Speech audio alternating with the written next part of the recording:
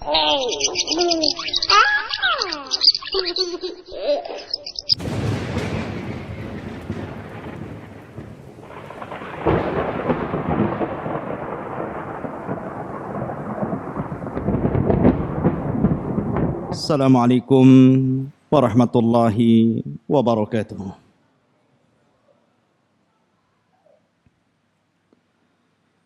Innal hamdalillah nahmaduhu wa nasta'inuhu wa nastaghfiruh wa na'udzu billahi min shururi anfusina wa sayyiati a'malina. Man yahdihillahu fala mudilla lahu wa man yudlil fala hadiya lahu. Asyhadu an la ilaha illallah wahdahu rabbi la syarika lahu wa asyhadu anna Muhammadan abduhu wa rasuluhu alladzi la nabiyya ba'dah. Faqala Allah azza wa jalla ya ayyuhalladzina amanu taqullaha haqqa tuqatih wa la tamutunna illa wa antum muslimun. Fa in asdaqal hadithi kitabullah wa khairal huda huda Muhammadin sallallahu alaihi wasallam wa syarrul umuri muhdatsatuha wa kullu muhdatsatin bid'ah wa kullu bid'atin dhalalah wa kullu dhalalatin finnar. Ma'asyiral muslimin, jamaah sekalian yang dirahmati Allah Subhanahu wa taala. Alhamdulillah, pada malam hari ini kita bisa berkumpul kembali di salah satu rumah daripada rumah-rumah Allah Subhanahu wa taala. Tentu tidak lain dan bukan dalam rangka talabul ilmi. Adapun pembahasan pada malam hari ini, kita akan membahas tentang sebuah tema yang insya-Allah menjadikan ibrah dan pelajaran bagi kita semuanya. Air mata di bumi Syam. Apa yang sudah Anda lakukan untuk mereka? Ma'asyiral muslimin rahimani wa rahimakumullah. Sedikit saya akan menceritakan tentang sejarah, baru kita akan kembangkan nantinya. Kita tahu bahwa ketika terbunuhnya Utsman ibn Affan radhiyallahu an, yang merupakan khalifah ketiga setelah Abu Bakar dan Umar, dibunuh secara sadis oleh orang-orang Sabaiyah,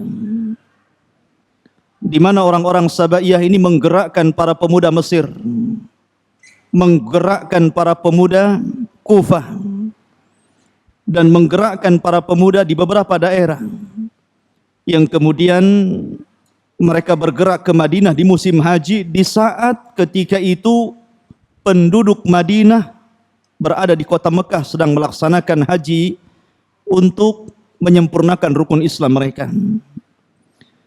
Ketika itulah mereka diberikan kesempatan dan Allah takdirkan Khalifah Utsman ibni Affan terbunuh, bahkan dibunuh secara sadis.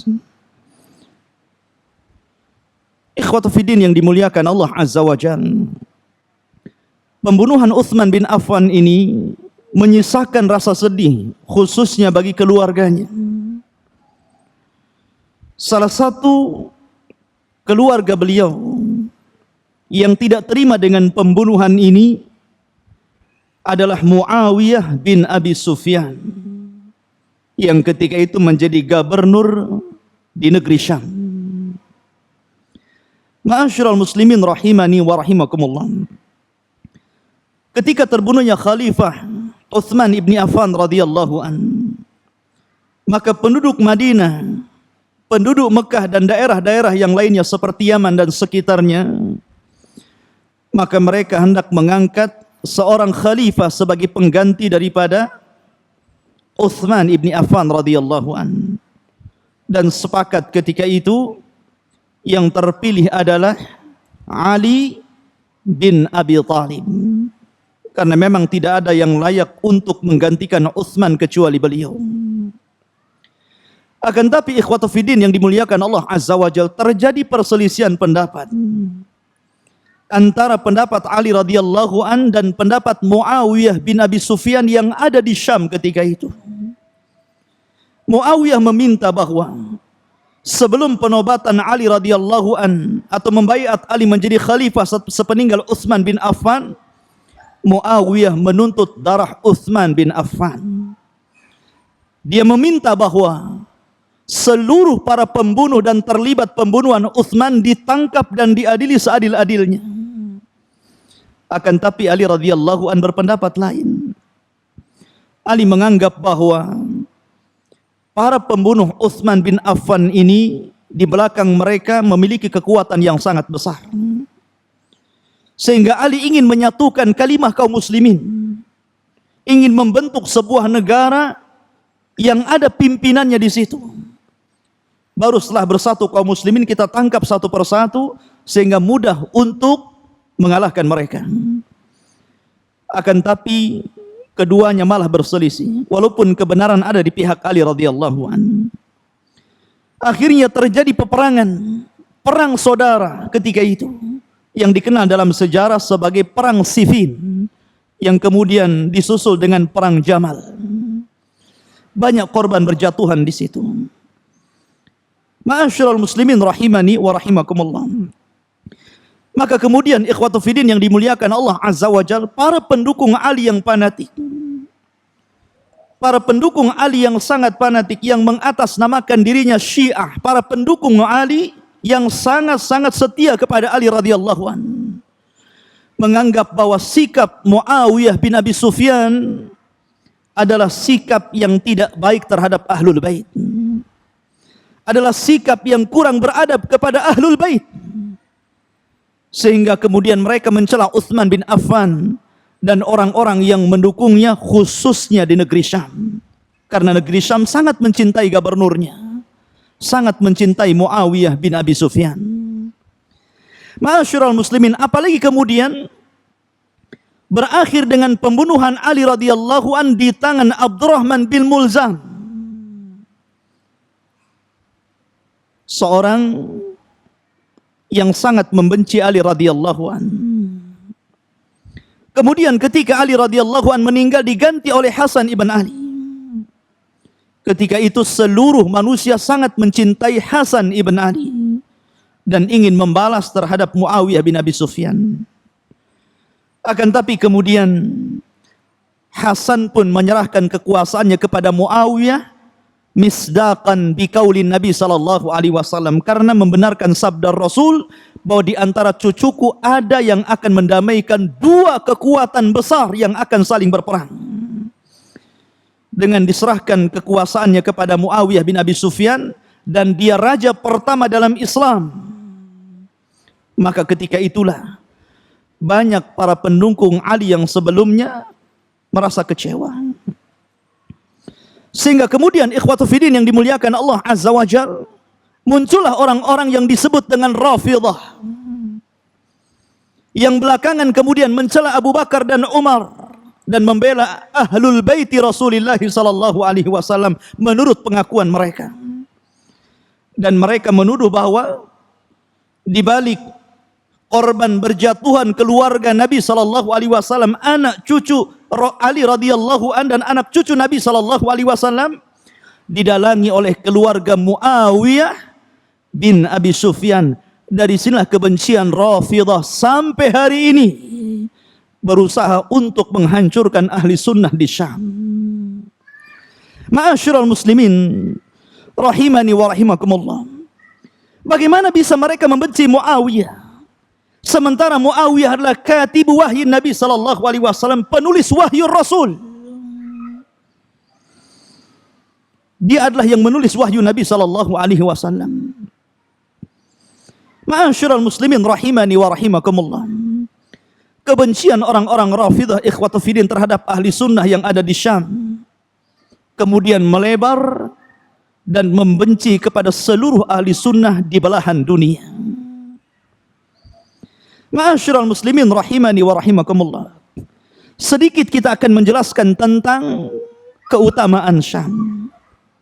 Saya tidak hendak membela orang-orang yang mengatasnamakan ISIS, karena para ulama sudah memfatwakan tentang sesatnya mereka.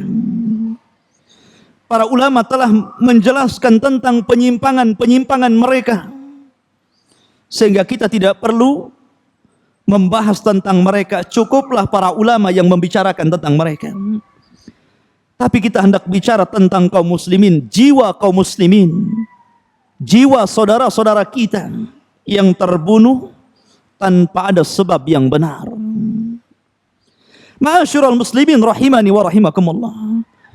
Kalau kita mengaca kepada sejarah Syam, Syam adalah biladul anbiya, negerinya para nabi dan rasul. Negerinya Ibrahim alaihi salatu wassalam, negerinya Lut alaihi salatu wassalam, negerinya Sulaiman, negerinya Nabi Musa alaihi salatu wassalam. Bahkan Isa bin Maryam akan turun di Syam di akhir zaman, di sebuah menara putih sebelah timur di Damaskus atau Dimask. Ma'asyiral muslimin rahimani wa rahimakumullah. Para sahabat Nabi sallallahu alaihi wasallam, mereka banyak berada di Syam. Kalau Anda bertanya tentang Syam, maka para sahabat Nabi sallallahu alaihi wasallam 900 lebih para sahabat mereka menyaksikan dan pernah tinggal di Syam. Lihatlah Khalid ibn Walid, Bilal bin Rabah, Dihyatul Kalbi, Abi Umamah Al-Bahili radhiyallahu anhum, yang pernah berbaiat kepada Nabi sallallahu alaihi wasallam tahta syajarah, di bawah pohon. Lihat pula Abdullah bin Mas'ud, seorang yang suara membaca Al-Qur'annya disejajarkan dengan malaikat Jibril. Lihat pula Miqdan, lihat pula Safinah maula Rasulullah sallallahu alaihi wasallam. Lihat pula Ubadah bin Samit yang mengajarkan Al-Quran kepada sahabat-sahabat Nabi sallallahu alaihi wasallam. Lihatlah Salamah bin Aqwa. Lihatlah Muawiyah bin Abi Sufyan, penulis wahyu Nabi sallallahu alaihi wasallam. Dan banyak para sahabat Nabi sallallahu alaihi wasallam yang pernah tinggal di Syam, termasuk muadzinul Islam Bilal ibn Rabah radhiyallahu an. Setelah dia tidak menjabat muadzin di kota Madinah, dia berangkat ke Syam dan berjihad di Syam. Jadi Syam adalah negerinya para nabi dan rasul, negerinya para sahabat-sahabat rasul. Syam negeri yang melahirkan para ulama hebat, melahirkan kitab-kitab ahli sunnah yang menjadi rujukan dunia. Ma'asyiral muslimin, Anda kenal siapa Imam Ibnu Qudamah rahimahullahu ta'ala, pengarang kitab Al-Mughni. Kitab ini menjadi rujukan para ulama sampai hari ini, bahkan sampai kiamat dibangkitkan. Lihatlah karya beliau Al-Umdatu fil Fiqh. Bahkan kitab akidah yang ditulis beliau Lum'atul I'tiqad, yang merupakan akidah ahli sunnah wal jamaah, menjadi rujukan sampai hari ini. Lihat pula Iz bin Abdissalam, yang disebut oleh para ulama Sultanul Ulama, pemimpinnya para ulama. Dia lahir di Damaskus, Syam. Karyanya Mukhtasar Sahih Imam Muslim, karyanya Al-Qawaid Al-Kubra, Al-Qawaid Al-Kubra, dan banyak karya beliau yang menjadi rujukan para ulama setelahnya sampai hari ini. Lihat pula Abul Abbas Syekhul Islam Ibn Taimiyah rahimahullahu ta'ala. Siapa yang tidak kenal Syekhul Islam Ibn Taimiyah rahimahullahu ta'ala? Karyanya Majmu'ul Fatawa, karya besar yang menjadikan rujukan para ulama dan kita semuanya. Dahulu dia dilahirkan di Turki, kemudian dia pindah ke Damaskus dan belajar di Damaskus dan berdakwah di Damaskus, meramaikan ilmu di negeri Syam. Lihat pula murid-murid beliau, Imam Az-Zahabi rahimahullahu ta'ala, mu'arrikhul Islam. Siapa yang tidak kenal Imam Zahabi rahimahullahu ta'ala? pakar sejarah Islam yang belum dikenal sesudah ataupun sebelumnya. Karyanya Siyar A'lamin Nubala, kitab yang sangat besar, kitab yang menjadikan ulama-ulama rujukan ulama dunia. Lihat pula Al-Imam Ibnul Qayyim Al-Jauziyah. Siapa yang tidak kenal Imam Ibnul Qayyim rahimahullahu ta'ala? Karyanya yang fenomenal, tulisannya yang sangat indah. Di antaranya karya beliau Zadul Ma'ad adalah karya terbesar beliau. Dan beliau ikhwatu fiddin yang dimuliakan Allah, lahir di Damaskus, Syam. Lihat pula Tazuddin Al-Imam As-Subki.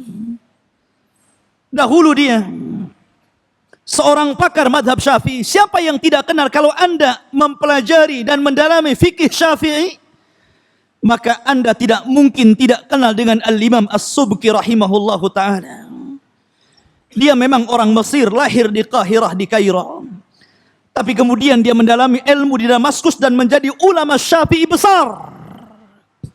Syam bilad al-ulama, negerinya para ulama. Anda bisa melihat bagaimana karya besar Imam Ibnu Katsir. Siapa yang tidak kenal Ibnu Katsir rahimahullahu ta'ala? Seorang pengarang kitab Tafsirul Azim Ibnu Katsir. Bahkan para ulama mengatakan kalau Anda hendak mempelajari tafsirul Quran, kembalilah kepada tafsir Al-Imam Ibn Katsir rahimahullahu ta'ala. Imam Ibnu Katsir rahimahullahu ta'ala walaupun dilahirkan di Basrah, Baghdad, tapi kemudian dia mendalami ilmu di Damaskus, Syam. Lihat pula ikhwatu fiddin, siapa yang tidak kenal Imam Ibnu Rajab Al-Hambali rahimahullahu ta'ala? Kitabnya sangat fenomenal. Siapa yang tidak kenal kitab Fathul Bari, syarah daripada Sahih Bukhari? Siapa yang tidak kenal syarah Sunan Tirmidzi? Al-Imam Ibnu Rajab Al-Hambali rahimahullahu ta'ala lahir di kota Baghdad dan tinggal di Damaskus, Syam. Ma'asyiral muslimin, bahkan di Syam banyak para ulama qurra, ahli-ahli, pakar-pakar Al-Quran. Seperti Al-Imam Al-Jazari rahimahullahu ta'ala. Dia lahir di Damaskus dan dia menjadi Syekhul Qurra, imamnya para pakar dalam Al-Quran. Ma'asyiral muslimin, bahkan kita kenal seorang muhadditsul yaum, ahli hadis saat ini, Al-Imam Nasiruddin Al-Albani rahimahullahu ta'ala. Dia dibesarkan di Damaskus. Dia belajar hadis di Damaskus sehingga menjadi pakar hadis terkemuka, karyanya ma'ruf. Dan setiap kita menjadikan rujukan kitab Al-Imam Syekh Nasiruddin Al-Albani rahimahullahu ta'ala. Bahkan imam hadis sebelumnya, siapa yang tidak kenal Al-Imam Ibnu Hajar rahimahullahu ta'ala?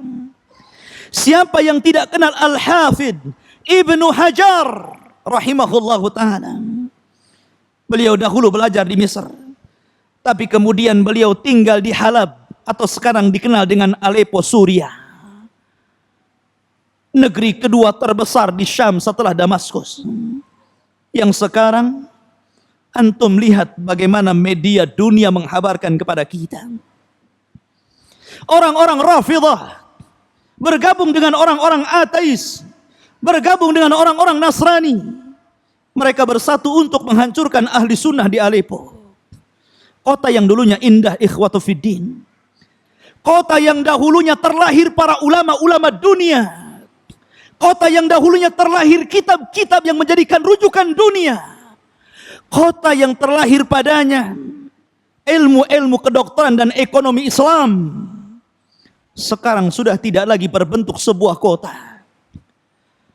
Ribuan bahkan jutaan jiwa di Syam meninggal dunia. Anak-anak sudah tidak kenal siapa orang tuanya. Orang tua sudah tidak kenal siapa anaknya.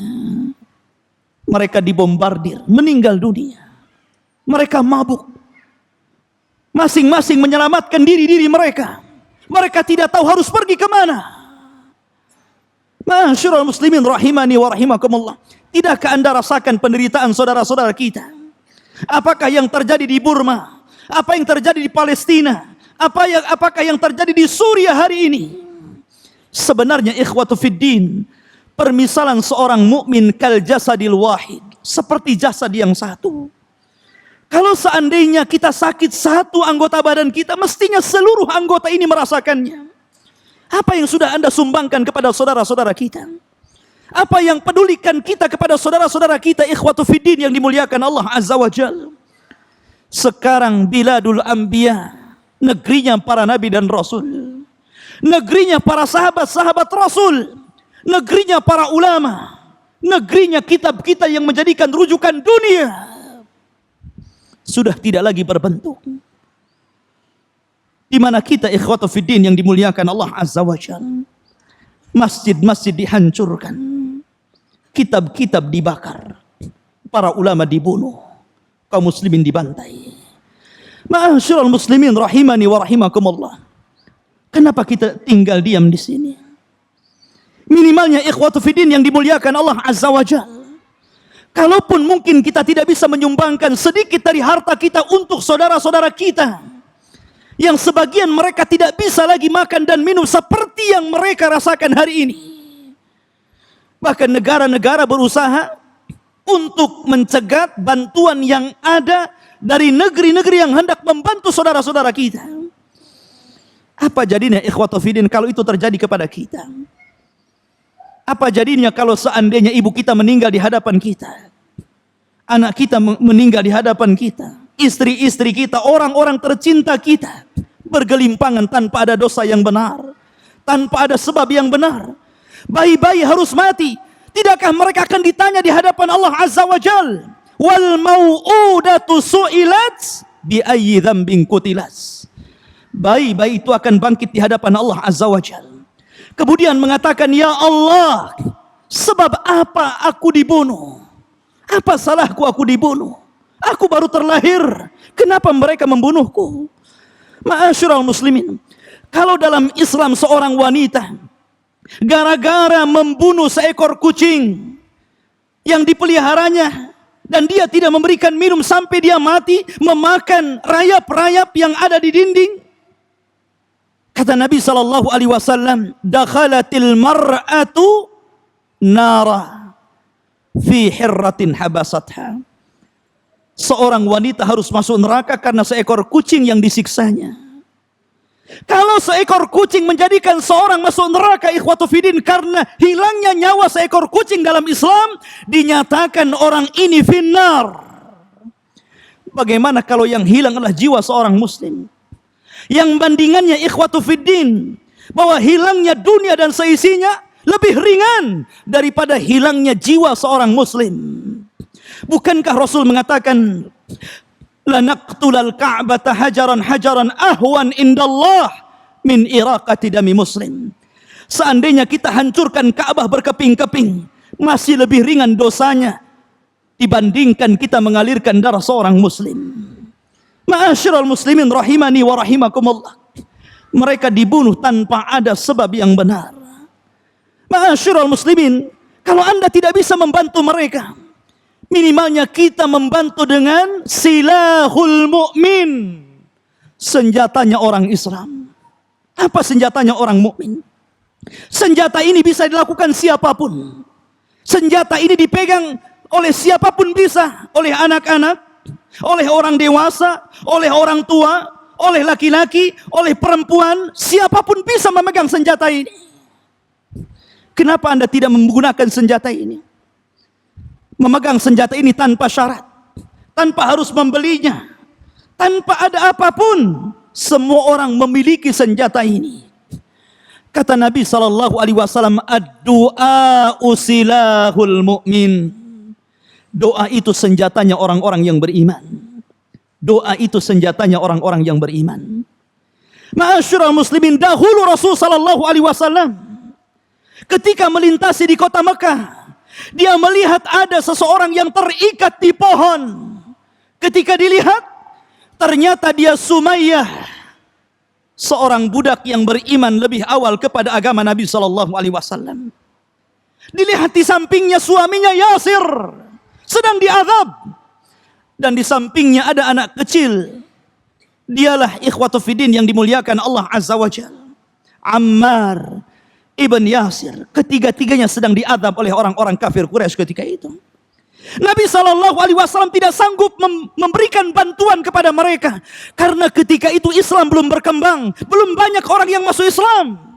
Nabi SAW hanya melewati mereka saja, serai berdoa kepada Allah Azza wa Jal dan mengatakan, sabran ya ala Yasir, fa inna mau'idukumul jannah. Sabarlah wahai keluarga Yasir, sesungguhnya Allah telah menjanjikan kepada kalian sorga.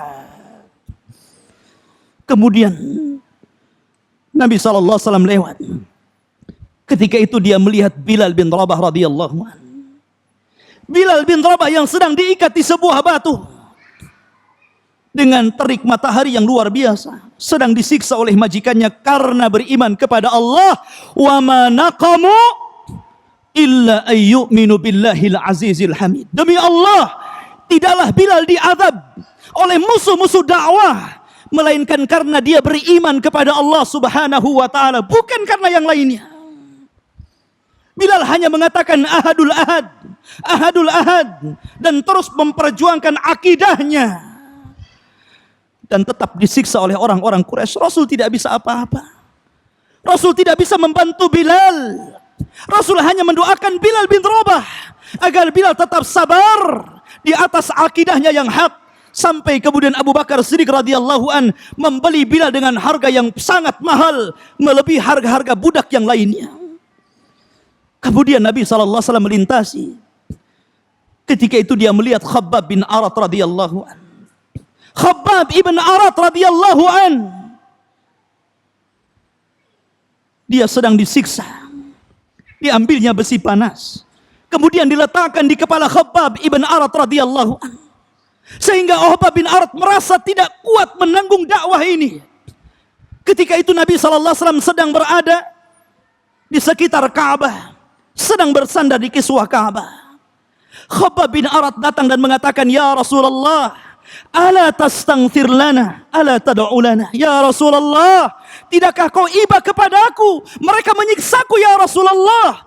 Berdoalah kepada Allah agar Allah Subhanahu wa taala segera mendatangkan pertolongan kepada kita ya Rasulullah. Tapi Nabi SAW mengatakan, ya Khabbab, ya Khabbab, bukankah orang sebelummu ya Khabbab disiksa lebih parah daripada siksaan dirimu? Dahulu ada orang yang dikubur hidup-hidup, tapi mereka mempertahankan akidah mereka. Dahulu ada orang yang disisir dengan sisir besi, sehingga dagingnya terkelupas dari tulang-tulang mereka, tapi mereka tidak pernah meninggalkan agama mereka. Dahulu ada yang dibelah kepalanya sehingga tubuhnya menjadi dua, pun tidak pernah meninggalkan agama mereka. Ya Khabbab, engkau tergesa-gesa untuk kemenangan ini. Ya Khabbab, kelak kemenangan itu akan datang kepada kalian, sehingga orang-orang yang berjalan dari Son'a ke Hadral Maut Yaman, mereka tidak akan takut kecuali kepada Allah Subhanahu wa taala. Ma'asyiral muslimin, kalau Anda tidak bisa memberikan apapun kepada saudara kita yang ada di Burma, yang ada di Palestina, yang ada di Suriah, atau yang ada di belahan dunia, yang mereka sedang ditindas, dibunuh, disiksa, maka berikanlah senjata kita kepada mereka. Berdoalah untuk mereka, ikhwatu fiddin yang dimuliakan Allah Azza wa Jalla. Karena senjata ini paling ditakuti oleh orang-orang kafir. Orang kafir lebih takut daripada senjata doa daripada senjata bom waktu, nuklir atau yang lainnya. Perhatikan ikhwatu fiddin yang dimuliakan Allah Azza wa Jalla. Kisah-kisah ini. Dahulu di zaman Nabi SAW ada seorang yang bernama Utbah bin Rabi'ah. Seorang yang sangat memusuhi Nabi SAW. Asyadda adawatan bin Nabi SAW. Orang yang sangat membenci Nabi SAW. Ketika orang-orang Quraisy mendatangi Abu Talib, kemudian mengatakan, ya Abu Talib, inna ibna akhik qad sabba alihatina wa saffaha ahlamana wa farraqa jama'atana. Wahai Abu Talib, sesungguhnya anak saudaramu Muhammad sudah membodoh-bodohkan Tuhan-Tuhan kami, sudah membodoh-bodohkan agama-agama kami, bahkan sudah memporak-porandakan barisan kami. Kalau engkau tidak mencegahnya, kami yang akan mencegahnya. Maka Abu Talib mendatangi Nabi SAW dan mengatakan, ya ibna akhi, wahai anak saudaraku, orang-orang Quraisy telah mengancam diriku untuk menghentikan dakwahmu. Tapi Nabi SAW mengatakan, ya ammi, law wada'u syamsa fi yamini ala dha'fir riwayah, wal qamaru fi shimali, wallahi ma taraktu hadzal amr. Wahai pamanku, kalaulah mereka orang-orang kafir Quraisy itu menekan aku dengan membawa matahari, kemudian memaksa untuk tangan kananku memegang matahari tersebut dengan begitu panasnya, ataupun mereka memaksa aku untuk memegang bulan di tangan kiriku agar aku berhenti dari dakwah tauhid, wallahi ma taraktu hadzal amr, demi Allah aku tidak akan meninggalkan perkara ini. Dakwah yang sangat mulia, sehingga orang-orang Quraisy tidak bisa menekan Nabi SAW. Sehingga Utbah bin Rabi'ah ini mendatangi Nabi SAW dan mengatakan, ya Muhammad, turidu malan? Wahai Muhammad, engkau ingin harta? Khudh ma syi'ta minal amwal, ambil seberapa banyak dari harta yang kau inginkan, kami akan beri. Ya Muhammad, turidu zawajan? Zawajnaka bi ajmali fatati Quraisyin. Ya Muhammad, kamu ingin menikah dengan wanita cantik? Silahkan pilih. Mana wanita tercantik di Quraisy, kami akan nikahkan dia dengan kamu. Ya Muhammad, turidu malikan? A'tainak. Kamu ingin menjadi raja? Kami angkat engkau sebagai raja. Ya Muhammad, anta marid? Anta majnun? Allajnak. Ya Muhammad, kamu apakah sedang sakit? Atau kamu gila? Kami akan carikan dokter untuk mengobati dirimu. Silahkan pilih. Kamu maunya apa? Tapi jangan pernah berdoa dengan doa kejelekan kepada kami. Lihat bagaimana ketakutan orang-orang Quraisy. Al-muhim, la tad'una ala ma tad'u ilaih. Yang penting kau jangan mendoakan kami. Jangan mendoakan keburukan kepada kami.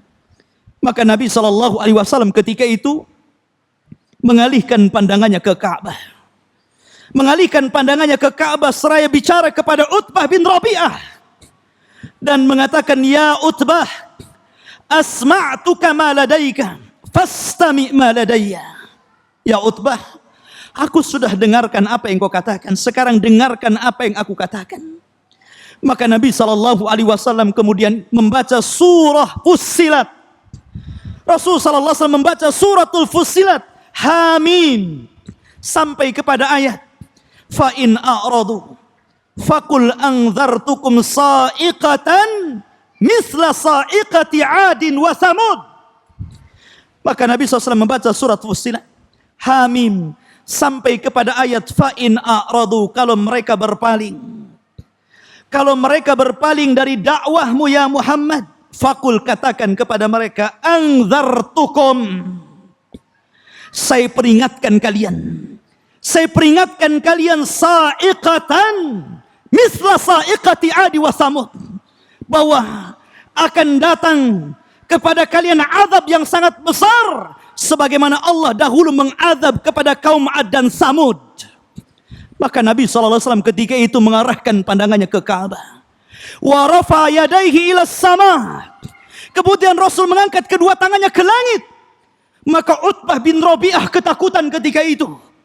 Maka kemudian Utbah radhiyallahu an langsung wa wada'a kaffahu ala fammin Nabi sallallahu alaihi wasallam. Langsung dia membekuk dari belakang lisan Nabi sallallahu alaihi wasallam seperti ini, agar Nabi SAW tidak berdoa kepada Allah Azza wa Jalla untuk keburukan kepada dia dan orang-orang Quraisy. Lihatlah ikhwan, bagaimana orang-orang kafir takut kepada doa. Doa yang tulus, doa yang sebenarnya doa kita tuluskan kepada Allah Azza wa Jalla. Doa yang dari hati, lubuk hati yang paling dalam, menolong saudara-saudara kita ikhwan. Ma'asyiral muslimin yang dimuliakan Allah Subhanahu wa taala. Dahulu sebagaimana dikisahkan Abdullah bin Mas'ud radhiyallahu anhu. Riwayat ini terdapat dalam kitab Sahih Bukhari dan Muslim. Ketika Abu Jahal, Fir'aun hadhil ummah, Fir'aunnya umat ini, Abu Jahal, Abul Hakam, Amr bin Hisham, suatu ketika bersumbar di hadapan para pembesar Quraisy. yang ketika itu jumlah mereka ada yang mengatakan 6, ada yang mengatakan 7. Mereka berdiri, di antaranya Abu Jahal, Umayyah bin Khalaf, Al-Walid, Syaibah, Rabi'ah, dan yang lainnya. Yang jelas jumlah mereka ada 7 orang. Dan kepala mereka adalah Abu Jahal, Fir'aun hadhil ummah, Fir'aunnya umat ini. Mereka semua adalah orang yang sangat membenci Rasul dan dakwah Nabi SAW. Ketika itu pemimpin mereka Abu Jahal mengatakan di hadapan para pembesar Quraisy, "Man ya'tini bisala jazuri ali fulan." Kata Abu Jahal, siapa yang bisa mendatangkan kotoran unta yang masih berdarah ke hadapanku, kemudian meletakkan di pundak dan kepala Nabi SAW yang sedang sujud, yang sedang salat. "Man ya'tini bisala jazuri ali fulan," kata Abu Jahal. Faqama ashqahum, maka berdirilah orang yang paling buruk di antara mereka. Siapa? Orang yang paling buruk di antara mereka, Uqbah bin Abi Mu'aid. Uqbah bin Abi Mu'aid berdiri dan mengatakan, "Ana ya Abul Hakam, serahkan kepadaku ya Abul Hakam." Maka kemudian orang ini berangkat pergi mencari kotoran unta yang baru dibedel dari perutnya yang masih berdarah-darah. Itu disebut salah jazur, yang masih bergelantungan usus dan kotoran unta yang sangat menjijikan. Kemudian Allah takdirkan Uqbah mendapatkan perkara itu. Kemudian langsung dia menghampiri Nabi SAW yang sedang sujud di hadapan Ka'bah. Tiba-tiba dia meletakkan di pundak dan kepala Nabi SAW, "La ilaha illallah, sayyidul awwalin wal akhirin, sayyidul anbiya'i wal mursalin." Diletakkan kotoran di atas kepala Nabi SAW. Untuk siapa ini? Untuk kita sebagai umatnya. Perjuangan Rasul untuk kita. Kalau bukan karena Nabi SAW, hidayah Allah tidak akan sampai kepada kita. Maka ketika itu ikhwatu fiddin, para pembesar Quraisy ini yatamayalun wa yadhaqun. Mereka bergoyang-goyang badannya seraya tertawa terbahak-bahak, istihzaan bi Rasulillah sallallahu alaihi wasallam, karena mengolok-olok dan mengejek Nabi sallallahu alaihi wasallam, merasa puas dengan apa yang dilakukan oleh Uqbah bin Abi Mu'aid karena telah menyakiti Nabi sallallahu alaihi wasallam. Maka ketika itu datanglah Fatimah bintu Rasulillah sallallahu alaihi wasallam, melihat ayahnya yang sedang dihinakan oleh orang-orang Quraisy. Dia menghampiri Nabi sallallahu alaihi wasallam. Kemudian Nabi sallallahu alaihi wasallam selepas salat, dan Rasul tidak membatalkan salat walaupun kotoran dan darah terus mengalir di pipi beliau. Rasul hanya berusaha menghilangkan darah itu. Dan Fatimah berusaha untuk membersihkan darah di pundak Nabi sallallahu alaihi wasallam. Ma'asyiral muslimin, kemudian Fatimah mengatakan, "Ya Nabi Allah." Dalam riwayat Imam Ahmad yang tertera dalam musnadnya mengatakan, "Ya abati," wahai ayah tersayangku. Fatimah marah, dongkol, dan mengatakan, "Ud'u ala haula ya abati." Doakan keburukan kepada mereka wahai bapakku. Seraya menunjuk Abu Jahal, menunjuk Umayyah, menunjuk Al-Walid, menunjuk Syaibah, menunjuk Al-Walid, dan menunjuk Uqbah bin Abi Mu'aid. Ud'u ala haula, wahai bapakku, doakan keburukan kepada mereka. Fanadara Nabi sallallahu alaihi wasallam, maka Nabi SAW langsung kemudian memberi pandangan yang tajam kepada mereka. Rasul tidak hendak mendoakan keburukan dulu kepada mereka. Rasul mengharapkan tobatnya mereka. Itulah bagaimana sayangnya Rasul kepada orang-orang kafir kala itu, ikhwata fiddin.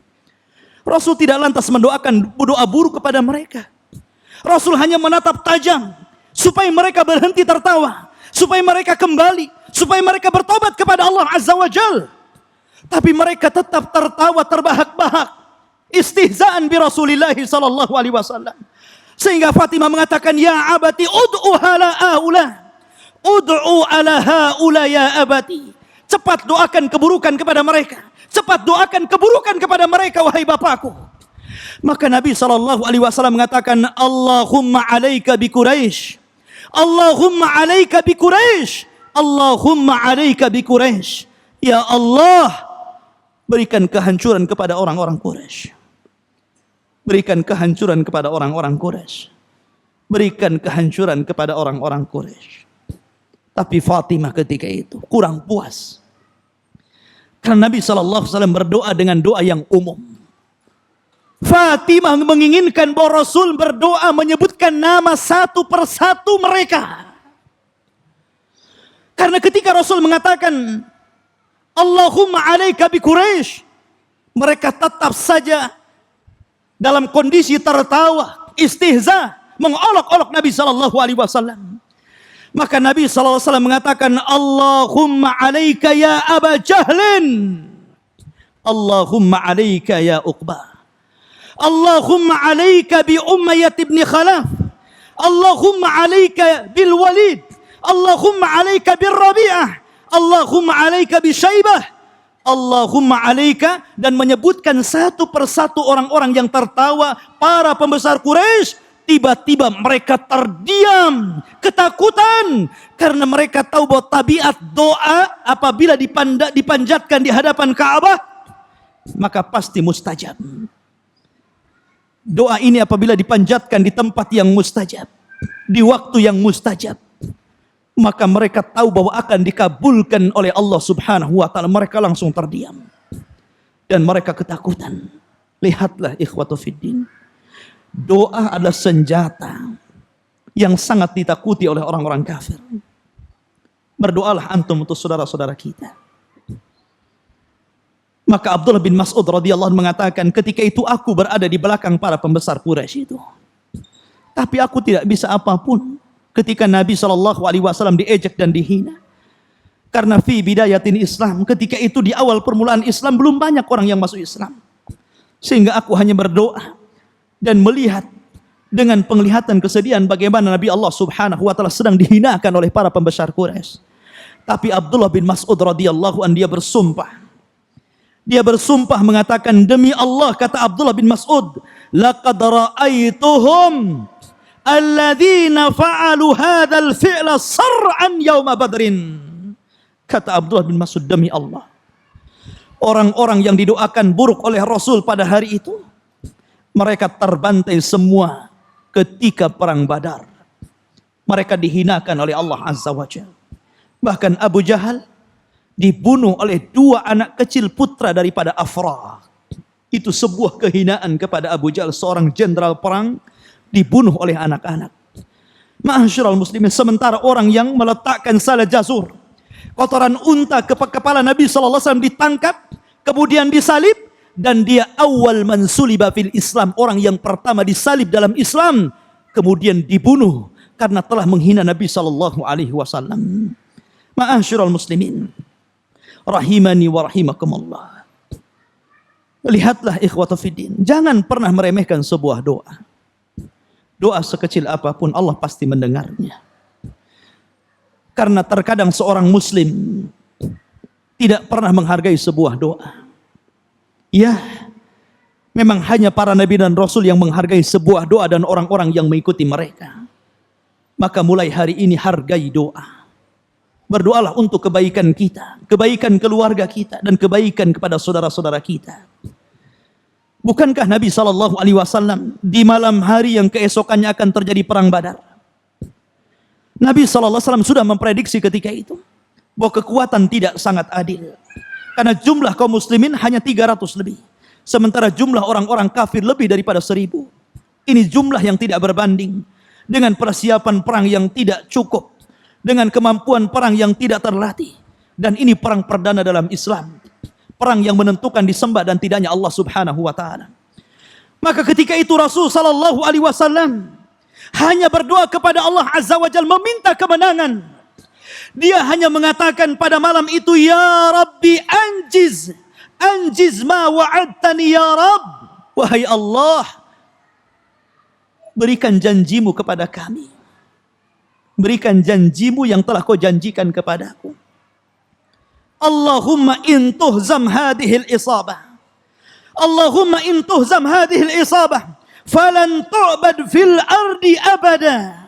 Ya Allah, kalau engkau hancurkan kelompok yang sedikit ini, demi Allah, engkau tidak akan pernah disembah selamanya di permukaan bumi ini.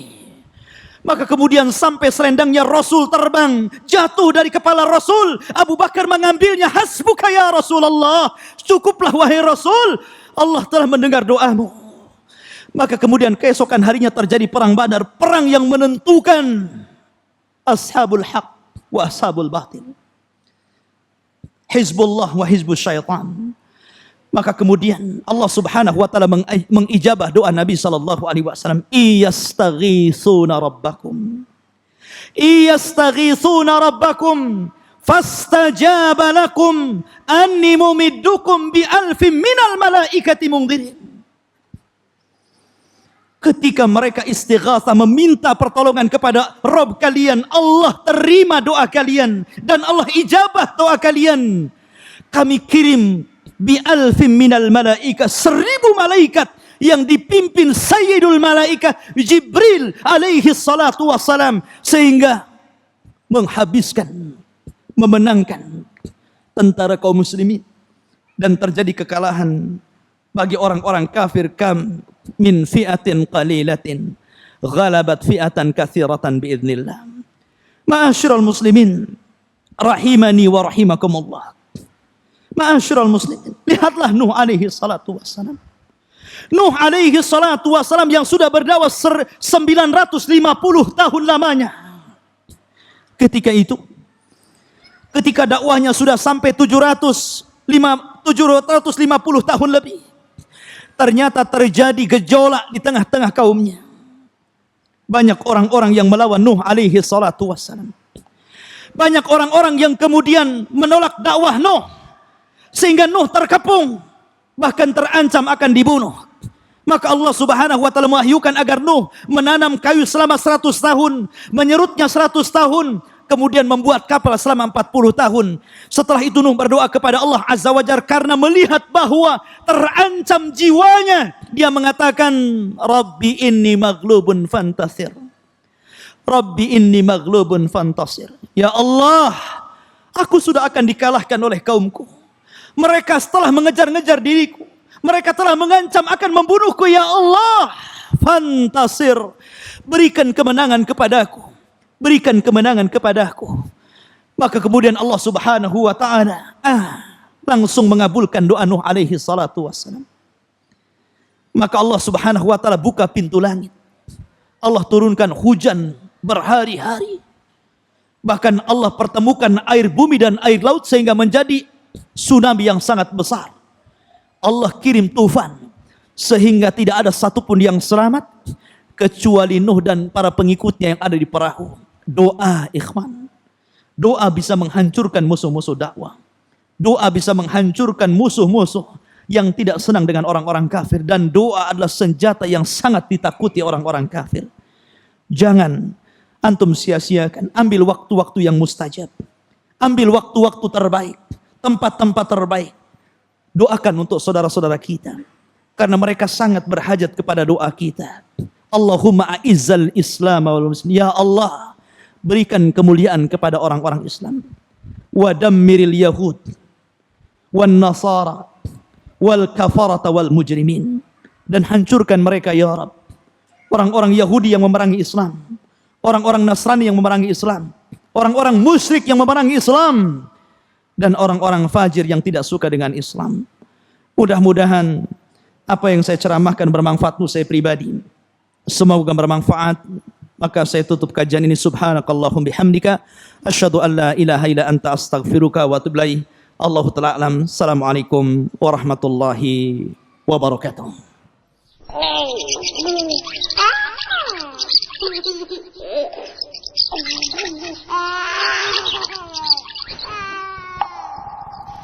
Hasbunallah. Aleppo Suriah membara, kepulan asap membumbung tinggi ke angkasa.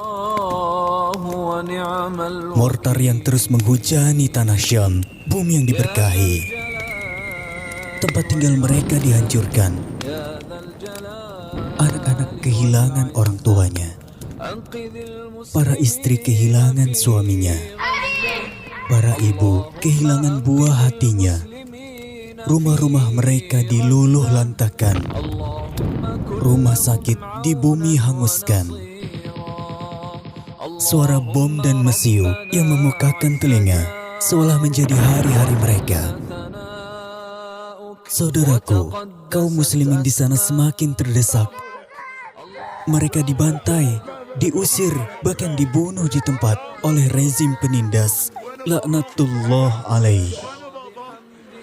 Hak hidup mereka telah dirampas oleh makhluk-makhluk durjana. Saudaraku, sejenak mari kita sisihkan waktu untuk mendoakan saudara kita. Mereka, saudara-saudara muslim kita di Suriah, membutuhkan uluran tangan kita. Bantuan donasi dapat disalurkan melalui rekening RTVC Bank Syariah Mandiri, nomor rekening 788-88-19198, nomor rekening 788-88-19198, atas nama Asosiasi Radio Televisi Islam Indonesia dalam kurung RTVC. Konfirmasi transfer, ketik peduli Suriah, spasi nama, spasi jumlah transfer. Kirimkan melalui SMS atau WhatsApp ke nomor 085 217 572 572. Berapapun bantuan Anda sangat berarti bagi mereka.